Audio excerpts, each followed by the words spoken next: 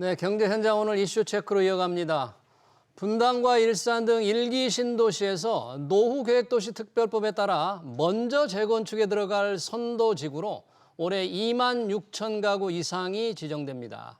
선도지구로 선정되면 무엇보다 주민 동의율이 가장 중요한데요. 선도지구 공모 일정은 어떻게 되는지, 주민들의 반응은 어떨지, 이주 대책은 제대로 마련될지 김인만 부동산 경제연구소장 모시고 자세한 얘기 들어보겠습니다. 어서 오십시오. 안녕하세요. 네, 드디어 1기 신도시 선도지구 선정 계획이 나왔네요. 그죠? 네. 상당히 관심이 좀 있던 것 같은데 올해 일단 물량이 지역별로 어떻게 결정이 되는 겁니까, 이게? 일단 선도지구라고 한다면 1기 신도시 물량이 굉장히 많습니다. 5개 신도시 다 합하면 한 30만 가구 정도 됩니다. 분당 신도시만 하더라도 9만 7천 가구 정도 되기 때문에 네. 동시에 재건축을 진행한다면 아마 여러 가지 사회 문제들이 발생을 하니 번호표를 하나씩 주는 거죠. 누구 먼저 하느냐, 1번 누구냐, 2번 누구냐. 예. 지금이 이제 1번 타자를 이제 선정을 하는 기준이기 1번 타자. 때문에 예. 사실 1번 타자가 굉장히 중요하죠. 1번 타자가 살아나가야 여러 가지 작전도 하고 이제 경기도 승리를 할 수 있기 때문에 1번 타자에 대한 관심이 굉장히 높은데요. 예. 일단 정부는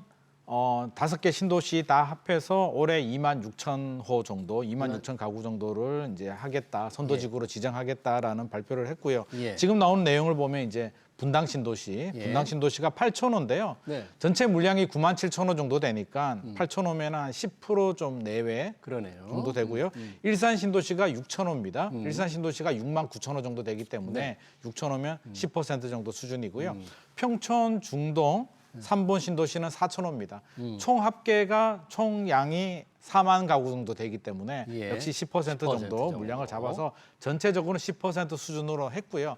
플러스 알파를 또 달았습니다. 아. 추가로 더 지정할 수도 있다라고 지자체에서. 했기 때문에 그렇죠. 지자체에서 네. 추가를 할 수도 있기 때문에 2만 6천 호 정도로 예상을 하고 있습니다. 그러니까 2만 6천 호가 이제 처음 발표된 거 거기서 지자체가 플러스 알파로 할 수가 플러스 있다. 알파를 할 수가 있다. 네네. 자, 그러면 이제 대상이 어떻게 결정될지 우선 절차가 어떻게 돼요? 일정이 어떻게 됩니까?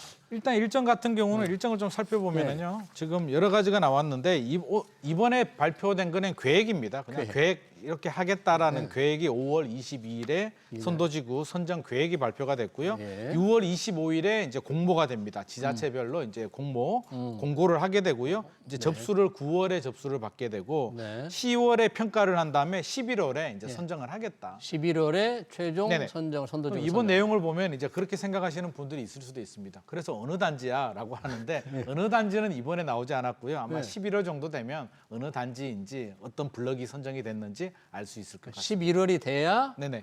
어느 단지가 먼저 재건축까지 선정이 된다. 그렇게 네네. 선정이 됐다고 가정하면 그 선도지구들의 앞으로 일정, 공사 일정은 어떻게 돼요? 앞으로 일정이 이제 굉장히 논란이 되고 있는데요. 네. 지금 정부 계획을 일단 살펴보게 되면 2025년 내년이 되겠죠. 내년에 특별 정비 구역을 지정을 하겠다. 우리 네. 재건축 재개발 정비 사업을 하면 구역 지정이란 걸 하게 되거든요. 네. 구역 지정이 이제 가장 초기 단계입니다. 구역 지정을 2025년에 하겠다는 거고요.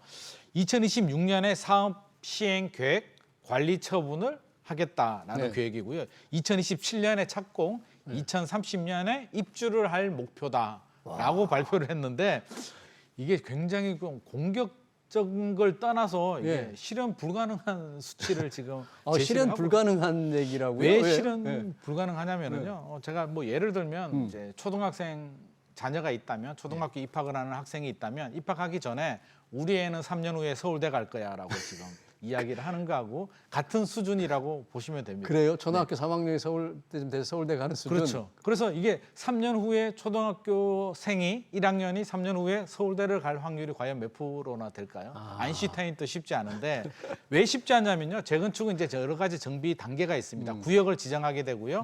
추진위를 만들고 조합 설립을 하고 건축 심의 받고 사업 시행 계획, 조합원 분양 신청을 받고 관리 처분. 그 다음에 이주거든요. 예. 이 많은 단계들이 있는데 정부는 추진위 없이 이제 조합 설립을 할 수 있게 해준다라고는 하지만 네. 제가 단적인 예로 2027년에 착공이 들어가려면요. 네. 지금 이주를 해야 됩니다.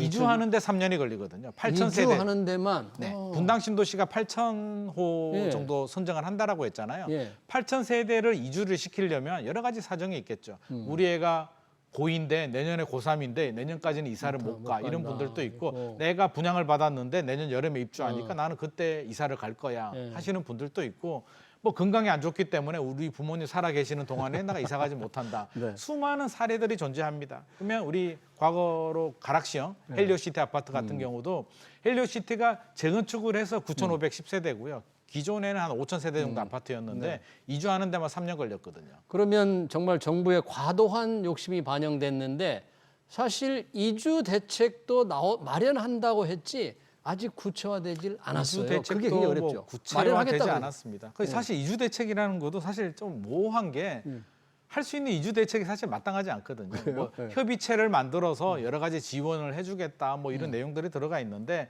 자 만약에 제가 조합원이라면 예. 이제 이사를 가야 되잖아요. 이사를 가게 되면은 어떻게 가야 될까요? 뭐 집이 있어야 이사를 가야 되고요. 예. 돈이 있고 집이 있어야 되는데 정부가 돈을 줄 수도 없는 거고요. 집을 줄 수도 없는 겁니다. 그냥 뭐 지원을 해주겠다는 내용이기 때문에 사실상 실질적으로는 좀 어렵다. 아, 원래 이게 이제 대통령 공약 사항에도 들어가 있는 내용이었는데요. 예. 공약 내용에 이제 살짝 힌트를 좀 얻자면 처음에는 이주 단지를 만들겠다. 단지를? 어떤 올림픽 기자 선수촌처럼 아. 이주 단지를 만들어서 이렇게 이주를 시킨다라는 계획이 있었는데 그것도 실현 가능성이 없는 게 지금 입주 물량도 부족하고 어디다 만듭니까? 그걸? 어디다 만들고 돈도 없고 땅도 없고 현실적으로 어려운 부분이기 때문에 이주 대책을 마련한다고 하더라도 쉽지 않고요. 만약에 정부가 작정하고 돈을 좀 지원을 해준다라고 했을 때 여러 가지 사회 문제 아니 왜 민간 사업에 정부가 또 돈을 지원해 주느냐 그러네요. 수많은 논란들이 있기 때문에 예. 이주 대책도 쉽지 않고 예. 또 막상 진행하게 되면 또 산 넘어 산입니다. 그래요. 네. 여튼 정부는 그런 목표를 가지고 있다. 네네. 의욕적으로 한번 해볼 테니까 네네. 특별법을 좀 만들었잖아요. 그래서 맞습니다. 이렇게 할 테니까 조금 빨리 좀 쫓아왔으면 좋겠다 그런 건데 원래 이렇게 대규모 재정비를 하려면 인프라, 수도, 교통, 도로 이런 계획이 먼저 세워져야 되는 거 아니에요, 원래? 사실은 맞습니다. 이게 현재 분당 신도시가 제가 97,000호 정도 된다라고 했는데 30% 정도 이제 더 물량을 늘리는 게 정부 목표거든요. 네. 결국에는 일기 신도시를 서두르는 이유가 공급 물량이 부족하기 때문에 여기서 30% 정도의 물량을 더 뽑아내겠다라는 게 이제 정부 계획인데요. 물량이 늘어나게 되면 도로, 학교, 하수도, 하수, 네. 전기 모든 게 다 문제가 됩니다. 그래서 그거에 대한 설계만 하더라도 사실 시간이 굉장히 더 그게 필요한데 먼저 이루어져야 되는데 그것도 맞습니다. 없어요, 아직. 없습니다. 그래서 제가 산 넘어 산이라고 하는 게 아. 이런 기반 시설에 대한 투자와 계획도 나와 있지 않는 상태이고요. 네. 또 저는 쉽지 않다라고 보는 게 우리 이제 결국 돈이잖아요. 모든 문제가 이제 돈으로 직결이 되는데 그러면 지금 서울에서 추진하는 예를 들어서 강남의 은마 아파트 같은 경우도 2006년부터 재건축 이야기가 나왔거든요. 예. 2006년에 제가 책을 샀을 때도 은마 아파트 은마는 달리고 싶다 뭐 이런 책이 있었는데 지금 또 못 달리고 있거든요. 아직도 못 20년 달리는 가까이 게 됐는데. 결국에는 결국 돈 문제인데 네. 지금 돈 문제는 또 두 가지가 걸리죠. 추가 분담금 문제. 추가 분담금. 그리고 초과이익 환수 문제. 이 두 가지를 정부가 풀어줄 수 있느냐. 예. 초과이익 환수도 작년에 폐지를 못했잖아요. 예. 현실적으로 폐지하기 좀 어렵고요. 추가 분담금 문제 최근에 공사비가 굉장히 급등하고 있는 상황에서 단적인 예로 2022년이었나요? 3년이었나요? 제가 기억은 좀 가물한데 네. 상계주공이 일기 신도시하고 비슷하거든요. 노후계획도시 특별법의 대상이 될 수도 있는 곳인데 상계주공의 한 단지가 이제 시공사 선정을 하게 되고요. 추가 분담금 5억 원 이야기가 나오자마자 주민들이 난리가 났습니다. 들고 일어나면서 못하겠다, 시공사 바꾸라고 해서 시공사가 교체가 됐거든요. 예. 5억 원 또 문제인데 그게 2년 전 얘기입니다. 2년 전에 추가 근데 분담금 2년 5억이다. 만에 공사비가 지금 최근 얼마나 많이 올랐는데 그러니까요. 아마 추가 분담금 5억 원 이상 이야기를 하면 아마 주민들 깜짝 놀랄 것 같습니다. 그러네요. 여러 가지 산 넘어 삼 초등학교 3학년이 서울대 가려고 하는 정도의 과욕을 부리고 있다. 그러나 일단 선도지구 선정이 되니까 네. 선도지구 되겠다는 이제 단지들이 나오지 않겠어요? 나오죠. 어떻게 선도지구 결정을 아까 주민 동의율이 굉장히 중요하다면서요? 어느 정도 주민 비율을 동의율이 차지하는? 중요한데요. 이번에 발표된 게 이제 가이드라인입니다. 자, 1번 타자를 누구로 하느냐? 서로 하고 싶죠. 그럼, 왜냐하면 예, 1번 타자는 생각을 해도 가장 먼저 진행이 되거든요. 어찌됐든, 정부도 그렇죠. 1번 타자한테 먼저 좀 투자를 할 거잖아요. 그래서 굉장히 중요한데 5가지 가이드라인 계획을 이제 제시를 했는데 1번은 주민 동의입니다. 주민 동의가 이제 60점을 주게 되는데요. 만점 60점 그렇죠. 최대. 주민 동의가 50%가 되면 10점을 주게 되고요. 예. 최대 95%까지 60점까지 올라갑니다. 그러니까 아. 동의율에 따라서 동의율이 점수가 95% 이상이면 60점. 그렇죠. 근데 네. 현실적으로 이제 95%는 뭐 불가능한 수치 같고요. 아, 그래요? 그렇죠. 뭐 미국에 계시는 분들도 있고 이 중에도 동의 안 하는 분들이 반드시 있을 수 존재하거든요. 있으니까. 근데 저는 그렇게 생각합니다. 가장 많은 점수를 차지함에도 불구하고 동의율에서 저는 큰 차이는 나지 않을 것 같습니다. 아, 왜냐하면 그래요? 예.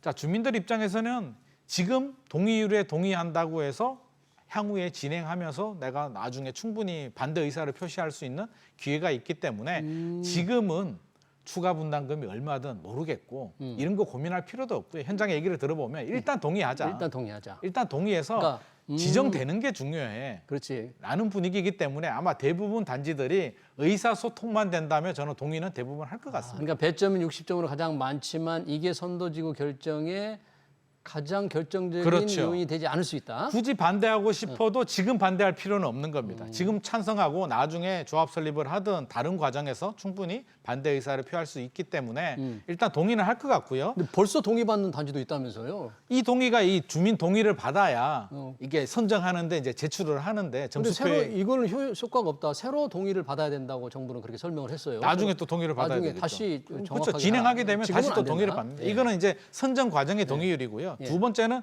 정주 환경의 개선 얼마나 살기 불편하냐. 이거를 이제 주차 대수로 합니다. 아, 주차 대수. 근데 일기 신도시 주차 대수 대부분 비슷하거든요. 비슷하고. 예, 형평성. 예. 자, 저는 세 번째가 중요하다고 보는데요. 세 번째. 도시 기능 활성화 필요성. 그러니까 공모하는 단지가 이 도시 기능 활성화에 얼마나 도움이 되느냐인데 이게 정성적인 평가입니다. 아, 이거는 정량 평가가 아니고 평가위원들의 마음이 굉장히 주관적인 오. 마음이 개입이 될 수 있기 때문에 이 10점이 예. 나는 이 단지를 하고 싶어라는 어떤 정책적인 방향성이 정해진다면 아마 이 10점에서 많은 당락이 결정이 될 것 같고요. 그러면 이 도시기능 활성화 필요성이 항목이 구체적으로 어떤 것들을 아주 구체적인 따질까요? 항목은 안 나왔고요. 아직 그냥 안 나왔어요? 정성평가 가능이라고만 나왔습니다. 정성평가 네 가능. 번째는 이제 정비사업 파급 효과라고 하는데 통합단지 예. 좀 뭉쳐라. 뭉쳐서 하면은 점수를 많이 주겠다. 10점. 뭉쳐서 단지가 그렇죠. 1단지, 2단지, 3단지, 4단지 있으면 예. 통합을 하면 점수를 더 주겠다는 건데 뭐 이거는 다 대부분 통합을 할 것 같고요. 보통 통합을 한다고 해서 뭐 대규모로 할 수는 없잖아요. 통합을 하면은 이제 세대 수가 커지게 되겠죠. 예. 지금 4천 세대, 4천 세대 두 개 단지가 선정이 될 수도 있는데 예. 두 개 블럭이 선정이 될 수도 있겠죠. 예. 그러면 점수를 얻기 위해서 아마 통합은 할 것 같습니다. 나중에 또 분쟁이 생기겠죠.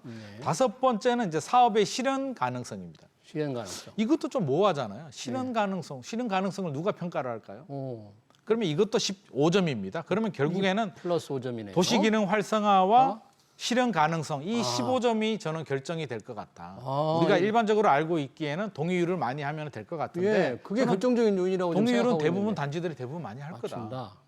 우리 일단 동의하고 보자. 여기는 의견 일치가 될 것 같습니다. 반대하더라도 나중에 하자. 우리끼리 네. 지금은 싸울 때가 아니야라고 하는데 이 두 가지 점수 15점에서 저는 결정이 날 것 같고요. 예, 결국 정부 입장에서는 이제 사업성이 좋아야 사업이 빨리 진행이 되잖아요. 네, 사업성이 좋으려면은 지하철역에서 멀리 떨어져 있는 단지를 용적률을 많이 올리기는 현실적으로 좀 어렵죠. 네. 그러면 지하철역 주변에 단지 3종 일반 주거 지역을 준주거 지역으로 종상향을 하고 용적률을 500% 올리는 이런 방안을 사용할 가능성이 높기 때문에 현실적으로는 지하철역 주변에 있는 주요 단지들이 아마 선정될 가능성이 저는 높을 주요 것 같습니다. 단지가 또 연합을 해서 그렇죠. 정부와 함께 할 수 있는 통합 정비를 참여하면 조금 가능성이 높은. 그렇죠. 분당 신도시 같은 경우는 지하철역이 이제 한 5개 정도 있는데 예.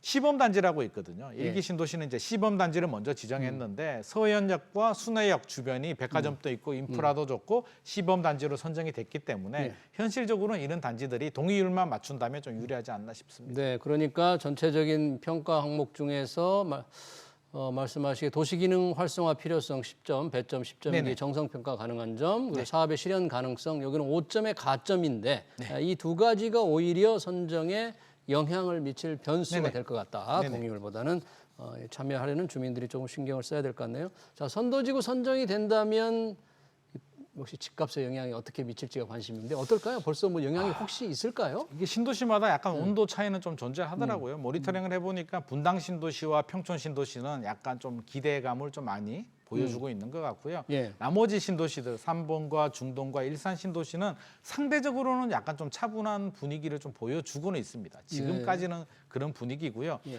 집값에 얼마나 영향을 주느냐는 예. 이제 결국에는 정부가 제시한 2027년 착공이 실현 가능성이 있느냐, 실현 가능성이 없느냐에 따라서 아마 파급 효과가 있는데 저는 불가능하다고 보지만 예를 들어서 뭐 진짜 우리 예상을 뛰어넘는 빠른 추진이 된다라고 하면 주민들이 오 이거 정말 되겠는데?